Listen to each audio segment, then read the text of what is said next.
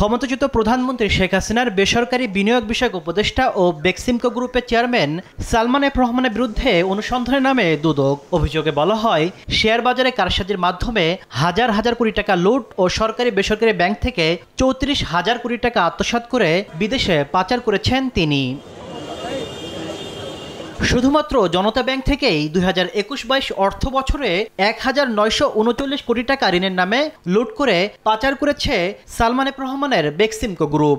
এমন তথ্যই বেরিয়ে এসেছে দুদকের অনুসন্ধানে। এ অভিযোগে সোমবার সালমান এফ রহমানকে প্রধান আসামি করে ৩৪ জনের বিরুদ্ধে ৫টি মামলা করেছে দুদক। বিদেশে রপ্তানি দেখানো সত্ত্বেও রপ্তানির মূল্য বিদেশ থেকে প্রত্যাবর্তিত রেখে এবং অবশিষ্ট অর্থ আত্মসাৎ করে নিজেদের মধ্যে হস্তান্তর, রূপান্তর এবং স্থানান্তরের মাধ্যমে মানি লন্ডারিং সংক্রান্ত অপরাধ অনুসন্ধানকালে প্রমাণিত হয়েছে। মহাপরিচালক জানান, সালমান এফ রহমানের দুর্নীতির এটি একটি ক্ষুদ্রাংশ। পর্যায়ক্রমে বাকিগুলোর বিষয়েও পদক্ষেপ নেওয়া হবে। তার বিরুদ্ধে যে অভিযোগগুলো ছিল, এটা ছিল শুধু ব্যাংকিং সেক্টরের একটা ক্ষুদ্র অংশ। আরও অনেক কিছু বাকি আছে, সেগুলি আমরা পর্যায়ক্রমে আপনাদেরকে অনুসন্ধান শেষ হলে জানাতে পারব। সাংবাদিকদের প্রশ্নের জবাবে মহাপরিচালক বলেন, নির্বাচন কমিশন চাইলে আসন্ন নির্বাচনে প্রার্থীদের হলফনামায় দেওয়া সম্পদের তথ্য খতিয়ে দেখবে দুর্নীতি দমন কমিশন।